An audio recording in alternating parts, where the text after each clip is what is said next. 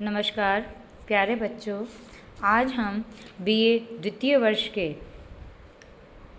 Syllabus में पाठ्यक्रम में निहित मनुस्मृति के द्वितीय अध्याय के 81वें श्लोक से अध्ययन प्रारंभ कर रहे हैं। 80वें श्लोक तक मैं आपको बता चुकी हूँ। अब आगे पढ़ते हैं। ओंकार पूर्विकास्तिस्रो महाव्याहृतियो अव्ययः त्रिपदा चैव सावित्री विज्ञेयं ब्रह्मणो मुखम। देखिए, इसमें सावित्री जो मंत्र की वेद के मुख का कथन किया गया कि सावित्री है वो उसको वेद का मुख ही जानना चाहिए। इसके बारे में कथन करते हुए मनु कहते हैं कि ओंकार पूर्विका, कि ओंकार है पूर्व में जिसके ऐसी। ओंकार पूर्विका स्त्रीलिंग है, तो ओंकार है पूर्व में जिसके ऐसी। अव्ययः नष्ट न होने वाली, अव्ययः कभी नष्ट न होने वाली। तिस्रो तीनों महाव्याहृतियों, तीनों महाव्याहृतियाँ यानी कि भूर्भुवः स्वः, तीनों महाव्याहृतियाँ। और त्रिपदा सावित्री च, और त्रिपदा तीन पदों से युक्त या तीन पादों से युक्त सावित्री, सावित्री को एव ही ब्रह्मणे मुखम, वेद का मुख विज्ञेयम जानना चाहिए। तो कह रहे हैं कि ओम ये जिसके पूर्व में, फिर महाव्याहृतियाँ यानी कि भूर्भुवः स्वः ये जिसके पूर्व में है, ऐसी तीन पदों वाली सावित्री, तीन पदों वाली सावित्री यानी कि तत्सवितुर्वरेण्यं भर्गो देवस्य धीमहि धियो यो न प्रचोदयात्। ये तीन पादों वाली सावित्री को क्या जानना चाहिए? ब्रह्मणो मुखम, ब्रह्मणो यानी कि वेद का मुख विज्ञेयम जानना चाहिए। ब्रह्मणो षष्ठी विभक्ति एक वचन है, तो वेद का मुख जानना चाहिए। एक बार दोबारा सुन लीजिए। ओंकार पूर्विका, ओंकार है पूर्व में जिसके ऐसी। अव्ययः कभी नष्ट नहीं होने वाली। तीसरे महाव्याहृतिये, तीनों महाव्याहृतियों। त्रिपदा सावित्री च, और तीन पादों वाली सावित्री को एव ही ब्रह्मणे मुखम विज्ञेयम, वेद का मुख जानना चाहिए। तो इसमें बताया गया है कि ओम भूर्भुवः स्वः तत्सवितुर्वरेण्यं भर्गो देवस्य धीमहि धियो यो न प्रचोदयात्। ये जो पूर्ण मंत्र है उसे वेद का मुख कहा गया है, और इसके जब से परमात्मा की प्राप्ति भी संभव है। तो यहाँ मनु ने वेदाध्ययन से पूर्व ओम तथा तीनों महाव्याहृतियों सहित सावित्री जप की अनिवार्यता का कथन किया है। अगला श्लोक हम देखते हैं। यो अधीते अहनि अहनि एतान् स्त्रीणि वर्षाणि तंद्रिते से ब्रह्म परम अभ्येति वायुभूते खमूर्तिमान। तो देखिए, यहाँ पर मनु कहते हैं कि अतंद्रित है, आलस्य रहित होकर, अतंद्रित है आलस्य रहित होकर, जो व्यक्ति अहनि अहनि प्रतिदिन, अहनि यानी कि दिन, अहनि दिन, तो दिन दिन यानी कि प्रतिदिन, त्रीणि वर्षाणि तीन वर्षों तक, त्रीणि वर्षाणि तीन वर्षों तक, एतान इनका, किनका? ओम महाव्याहृति से युक्त सावित्री का, अधीते अध्ययन करता है, से वह खमूर्तिमान आकाश स्वरूप, खमूर्तिमान, ख माने आकाश, मूर्तिमान यानी कि स्वरूप, आकाश स्वरूप वायुभूते वायु के समान हो करके परम ब्रह्म अभ्येति, परम ब्रह्म को प्राप्त करता है।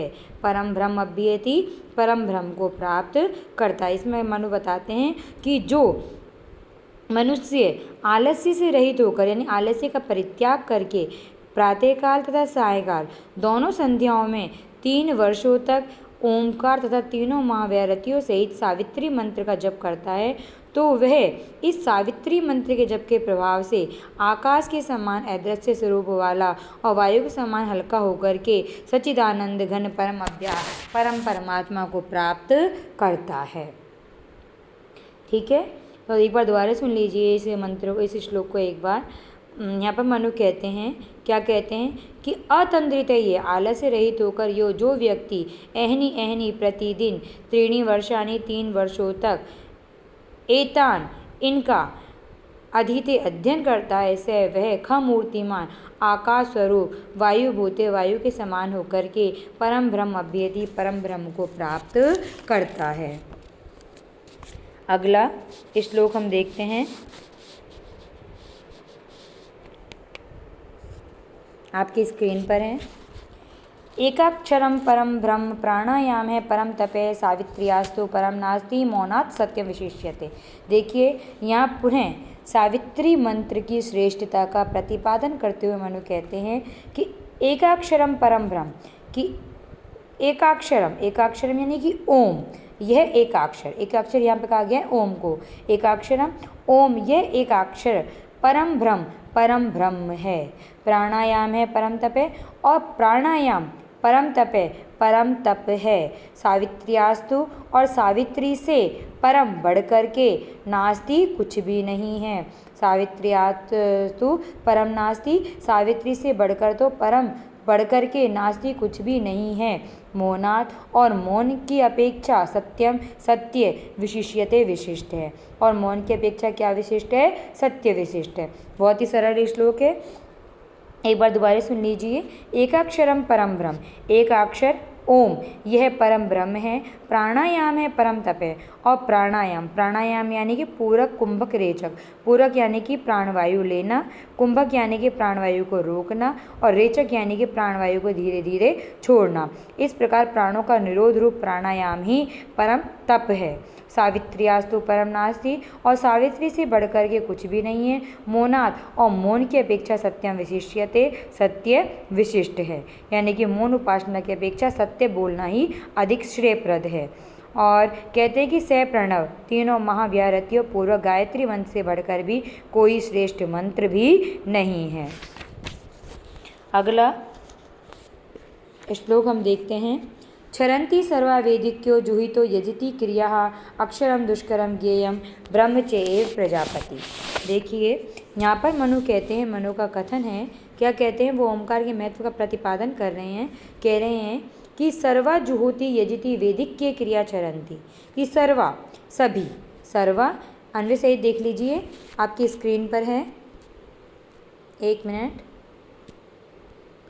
देखिए सर्वा यानी कि सभी, जुहोति होम यज्ञ आदि, जुहोति यानी कि होम, यजति यज्ञ आदि, वैदिक क्रियाएं क्षरन्ति क्षीण हो जाती हैं। कहते हैं सभी होम यज्ञ आदि वैदिक क्रियाएं तो क्षीण हो जाती हैं।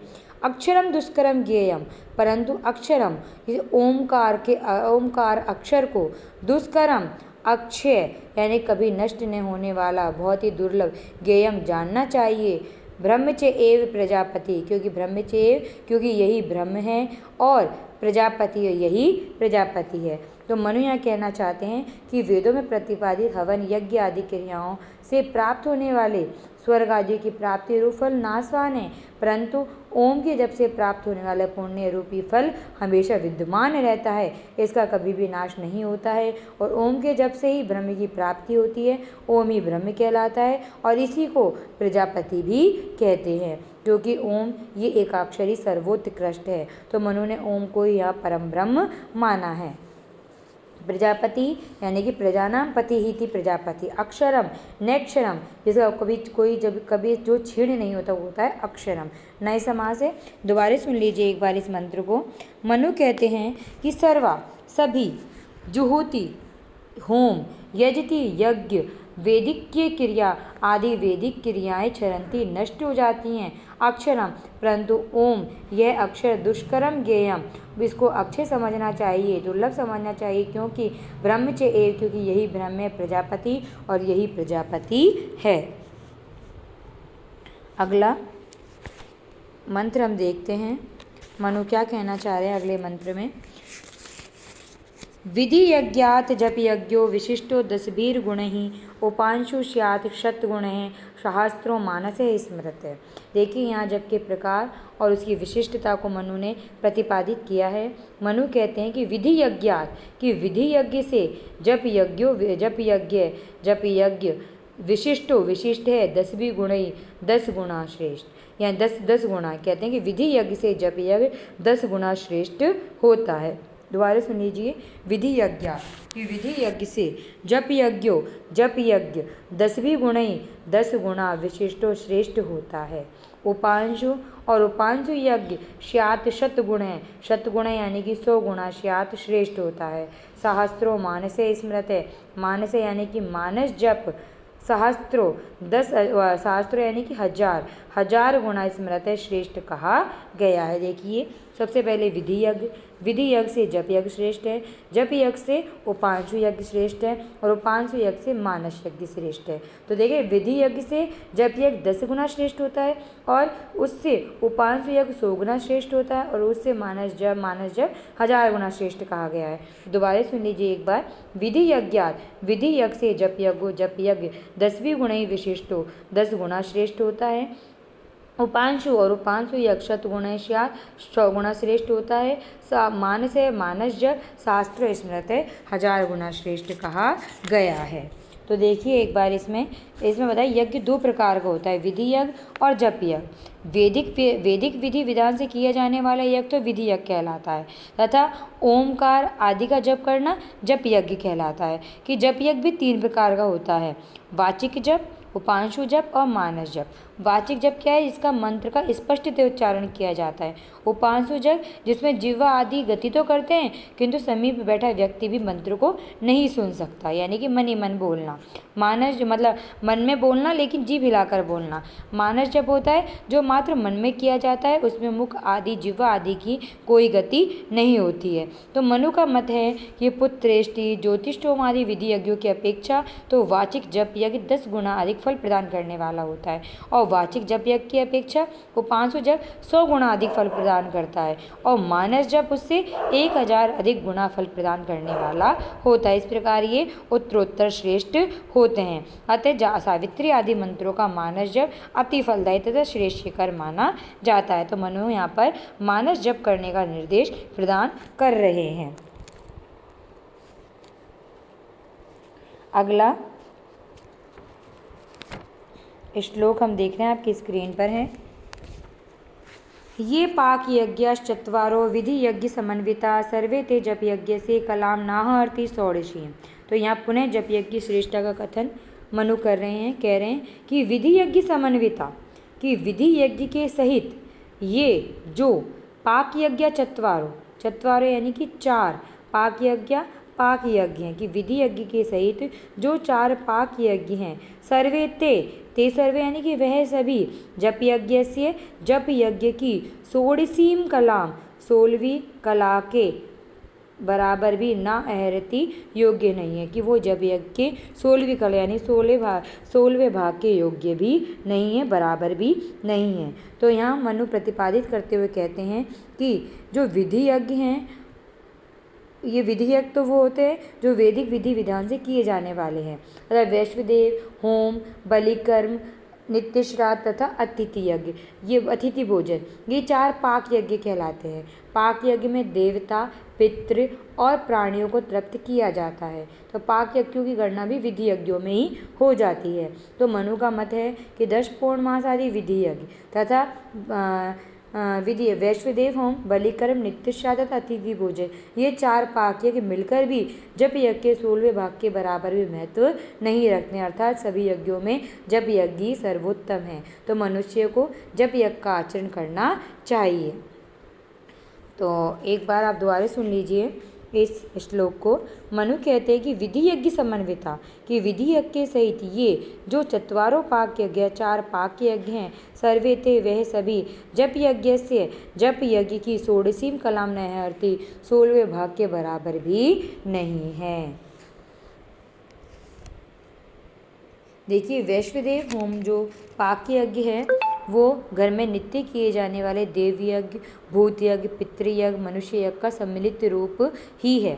और बलिकर्म जो पाक यज्ञ है वो गोग्रास, वायस ग्रास, स्वान ग्रास तथा पिपीलिका ग्रास आदि, यानी गोग्रास, वायस यानी कुएं का ग्रास, स्वान यानी कुत्ते का ग्रास, पिपीलिका यानी कि चींटों का ग्रास आदि बलिकर्म कहलाते हैं।